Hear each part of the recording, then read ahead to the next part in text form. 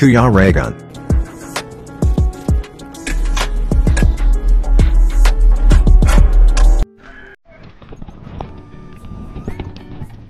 Yan po, welcome back po sa aking YouTube channel, sa Kuya Regan Vlog. And kasama natin si Alfie. Hello. Ayan. Oy!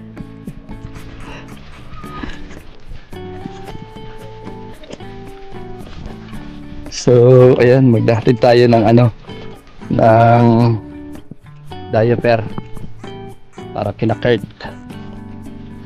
Kiraan po.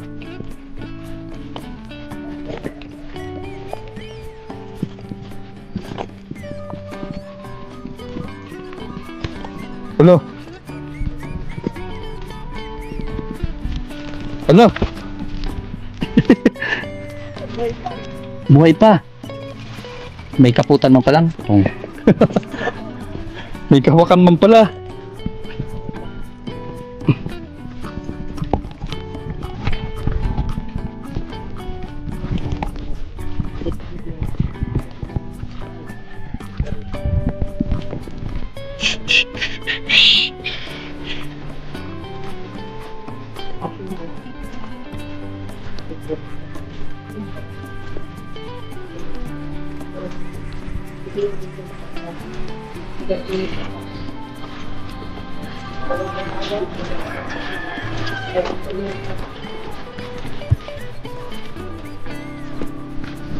Oo.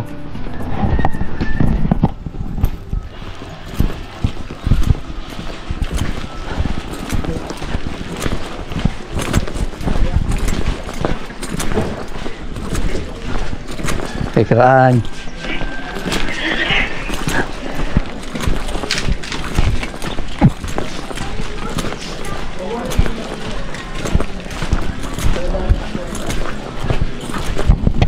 So yan, malapit na tayo kina Kuya Kurt. So naglakad lang tayo. At medyo may agwat din po galing doon sa parking area. Punta dito kina Kuya Kurt. Wala ate. Wala dyan Si Kurt? Sino na? Saan sila? Doon na sila nakatira? Si Kurt nandito? Patay tayo dyan. Ayo, Monday. Pumapasok na si Kuya Kurt. Apo. Gandong oras. Kasi inalagaan muna ng mga tita niya. Tita. Bali, Ay, lola na ba ya ha?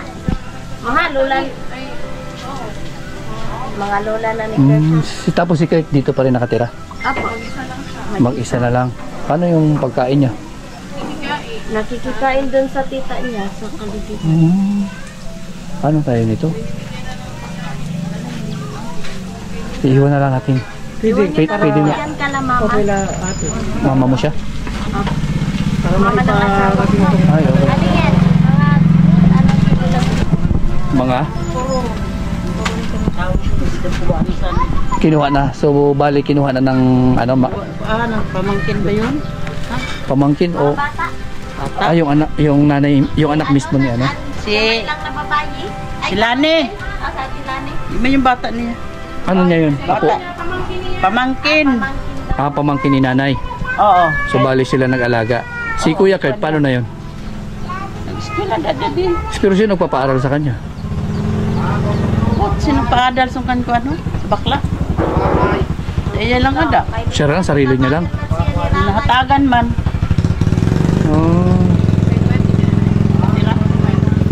Pero at least maganda na yun at asikaso na si Kurt sa pag-aaral Siya kapag aral ng maayos. Mm. Nakafocus na Ito pati yung namin sa kanila, monthly yan. So, baka pwede nyo mapubak. Ay, kaso hindi ko lang po sure kung matulog. Kung? Yung po doon si... Ay, hindi ko lang ahat. Wait lang ko yan. Sige. Lang ko. Sige po. Baka nandyan.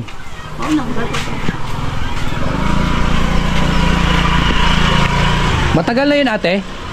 Matagal na kinuha? Buwan na? Wala pa. Ano? nandyan si Kurt. O, dalhin mo yung ano.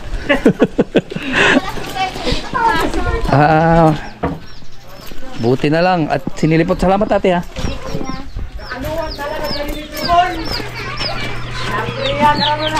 Oy. Ito maghatid kami ng ano. Tara. Ano nangyari? Wala na dyan sila nanay. Ano po? Sige, pasok tayo para ano. Kung pag-usapan natin. Kunting ano lang naman. So bali, anong nangyari at wala na dito sila nanay? Kinuha na po kasi nag-aaral po kasi ako ngayon. Nag-aaral Siguro ka? naawa. Naawa sa'yo? Opo. So bali, Like, nag-decide muna po sila na kunin daw muna si Mamay for now para makapagtapos daw po ako ng grade 12. tapos, Sila muna yung mag-aasikaso. So, yung ginagawa ko which is, like, bumibisita na lang kay Mamay if may free time. bumibisita ka na lang. Bali, pupunta-punta ka na lang doon. Tapos yung, ano mo, yung pag-aaral mo, doon ka na lang muna nakapokus. Opo.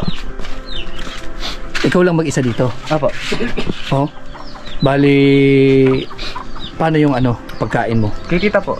Doon po ako pumupunta. Pagka sa oras ng kain, pagkakain ka, doon ka pumupunta. Tapos yung baon, mga ganon, wala na.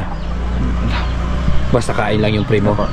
Yung pag-aaral, tuition, mga ganon, di pa naman. Hindi pa naman. Wala pang tuition dyan. Matapos mo lang itong K-12, magtrabaho ka na. Parang ganun na po. Kasi, siyempre, pag college, alam mo naman yan. Di ba? Dito, hindi ka nagsasaing dito. Tulog lang talaga. Opo. Sa pakiramdam na wala na dito si lola mo. Nakakapanibago. Nakakapanibago. Opo. Lungkot. Malungkot. Pero, ano yun, nakakagala-gala ka na? O dito pa rin, stay ka pa rin dito? Dito pa din, like pag pag may kailangan gawin, like practice, like Kumbaga, pag may mga activity, yun lang. kumbaga nakasanayan mo na talaga. Opo. Nakasanayan mo na talaga yung daily routine mo dati na hindi na aalala mo si lola mo sa tuwing oras na ng pagpapakain mo, Opo. pagpalit ng diaper. So ito may dala-dala kaming mga yung syempre. Tatanggal pa ako. Ang bihira. Ayan. Ito. Oo. Tapos ihatid ba niya kay lola? Oo. Yeah. Naubos na yung diaper niya? Andun po, dinala po sa Dinala doon. So, ayan. Yan po, yung update po natin dito kay kina Kuya Kurt, kinuha daw po ng, kaano-ano niya? Ano po Yung yung kumuha sa kanya. anak po niya. Anak Pero niya po. anak niya po, pero yung nagbabantay po sa kanya ngayon which is anak ng kapatid niya. Anak ng kapatid niya. Ano po? So, napanood ba nila yung vlog ko? Maybe baka siguro po. Kaya, kaya kinuha. Opo. Hindi ko naman po kasi sinabi sa kanila na kunin po sana nila si Mamay, like okay na po sana na dito na lang, like financial lang po sana yung kahit yun na lang po yung tulong nila. Nabigla na lang po ako nung andun po ako kala tita, tapos kasi hingi po ako nung ulam, tapos nabigla na lang po ako na kukunin na po pala nila si Mamay, doon na daw po muna magstay kasi tapusin ko na daw po muna yung pag-aaral ko, like mag-focus daw po muna sa pag-aaral. Sa pag-aaral. Ibig sabihin, nung pumunta kami dito, mga ilang araw bago kinuha? Po, kinuha po si Mami which is May 31. May 31 po. May 31. Opo. So hindi na umabot ng isang buwan. Opo. Kinuha na sila. At masaya ka na kinuha? May advantage naman din po kasi like for now, na kinuha po nila si Mamay, siguro makakapag-focus po ako ng study ko, like hindi po ako mangarag sa oras, hindi po ako masyadong na punta dito, punta doon, like wala ko masyadong isipin. So yun yung advantage. Opo, nung nawala din si Mami, like sobrang lungkot din, like super na din po kasi like makakapanibago, like super nakasanayan ko na po kasi na ako po yung nag-aalaga kay Mami, but for now wala po siya. Yan. Anong ginagawa mo pag namimiss mo siya, pumupunta ka na Pumupunta po ako doon. Bumibisita po. Anong reaksyon ni nanay mo, ni lola mo? Ayaw nga po kong bitawan. Ayaw po like, bitawan? di ko po sigurado if na niya po ako, but nare-recognize Opo. yung boses mo. Opo, siguro yung boses ko po. Like pag hinawakan niya po ako, like ayaw niya po kong bitawan. Oo. Opo. Parang ayaw kang paalisin, parang Opo. gusto sumama talaga Opo. sa'yo. Parang komportable talaga siya, nakasama mo siya. So anong ginagawa mo? Ilang oras ka doon? Diyan po, doon, like, bumibisita lang po kasi si mami, palagi pong tulog pag umaga po ako pumupunta doon. Umaga? Palagi po si mami tulog. Di ba alam mo na kung ano yung routine ng pagtulog niya? Opo. Pupunta ka doon umaga, tulog siya ng ganung oras. Tapos babalik ka ulit dito. Opo. So mag-iisang buwan na rin. Hindi pa, no? Hindi pa po. Mga 20 days. Opo. No, mga mahigit, mga mag 20 days na si lola mo nawala, na hindi ikaw yung nag-aasikaso, medyo nakaluwag-luwag ka. Opo. Pero namimiss mo naman kasi nakasanayan mo at napamahal na sa si lola. Yun ang isa sa disadvantage, no? Pero ngayon, mapupukusan mo na yung pag-aaral. Pupukusan mo na kung ano yung kailangan mo sa pag-aaral. Kasi in the future, ikaw yung talo dito. Although, syempre, napakasarap mag-alaga ng isang lola. Pero kung mayroon na namang may choice naman na pwedeng may mag-alaga para sa kanya, para ikaw naman ay makapag-focus sa pag-aaral, hindi siguro linoob sa'yo ni Lord yan na ganitong sitwasyon. Kasi pwede mo naman si lola mabisita pagka namimiss mo siya, no? Kaya maganda at ngayon nalaman namin na medyo nakaluwag ka na sa oras, nagkaroon ka na ng time para sa pag-aaral mo. Siguro naman magiging maganda yung kalalabasan nito, no? At yung closeness ng lola mo at ng pamilya niya, anak niya, sa ibang apo niya, pamangkin niya, at least, di ba, magkakaroon din sila ng bonding. Hindi lang puro ikaw, kumbaga sa di ba? At least si lola, yung mga araw na wala, yung mga araw na hindi siya naaasikaso ng mga anak niya, ngayon napupunuan na, nagkaroon ng pagkakataon. Yun. Sa tingin mo, isa yun sa dahilan kung bakit kinuha, dahil sa na-vlog, napanood nila ang aking vlog? Hindi naman. Hindi ko po sure, pero siguro lang po talaga nila na bantayan si mami, like yun din ang po yung sabi nila para maka-focus daw po sa pag-study ko din. Siguro okay naman. Malaking bagay na rin sa'yo yun, di ba? Hindi yun naman sa inayawan mo o hindi naman sa sumusuko ka, no? Kundi nagbigay sila ng pagkakataon, and ikaw naman is pagkakataon mo rin para sa pag-aaral mo, edi grab na natin, no? I grab the opportunity na lang po talaga. Sa ngayon, ito na lang yung routine mo, mag-asikaso sa sarili mo, pag-aaral mo, yan. Kaya ang advice ko lang, Kurt, patuloy lang sa pag-aaral, patuloy mangarap. Hindi hadlang yung walang pamilya, hindi hadlang yung walang gabay ng magulang, no, sa ating future pagdating na panahon ba, kundi nasa sa atin yan. Lahat ng gusto natin maabot, lahat ng gusto natin maging maging pagdating ng panahon ay nasa sa atin yan, di ba?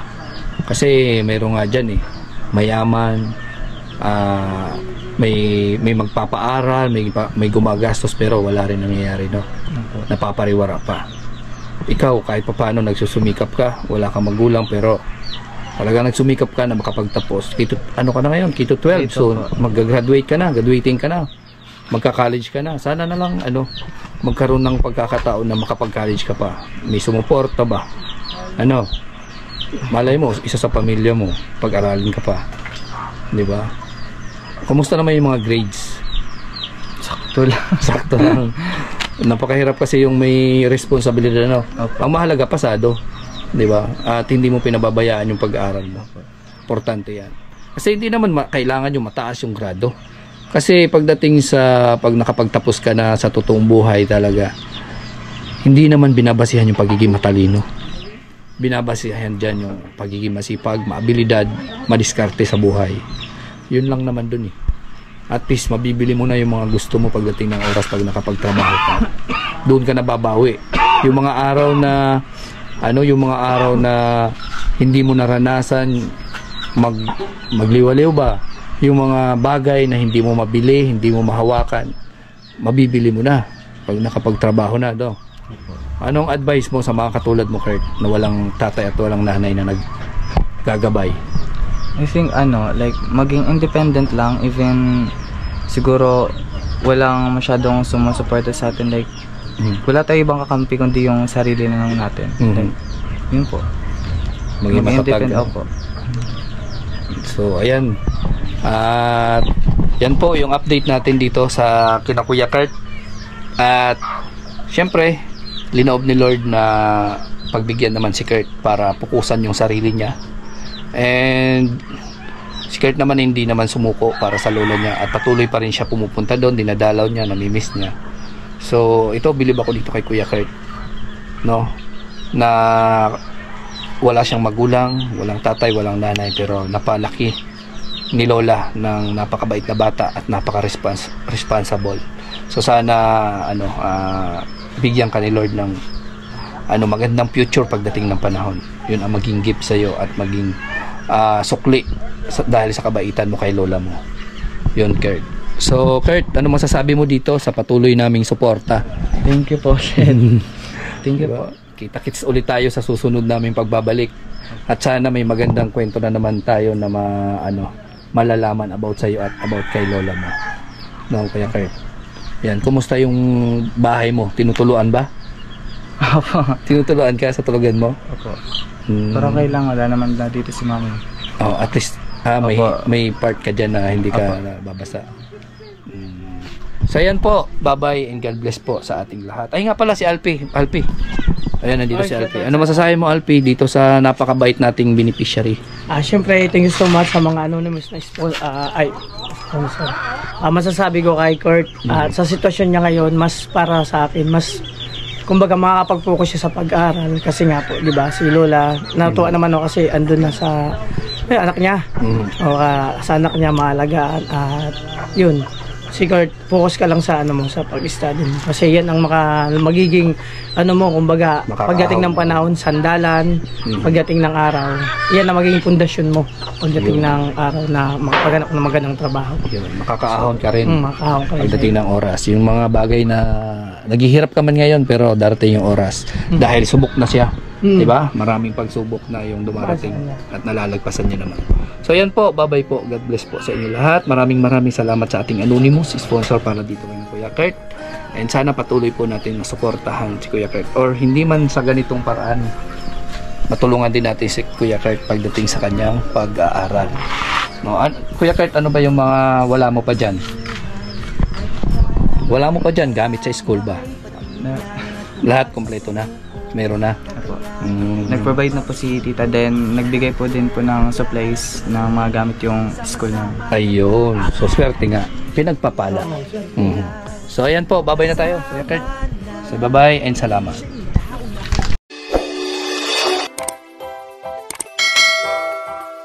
Kaibigan at kasama nyo, Kuya Regan Vlog.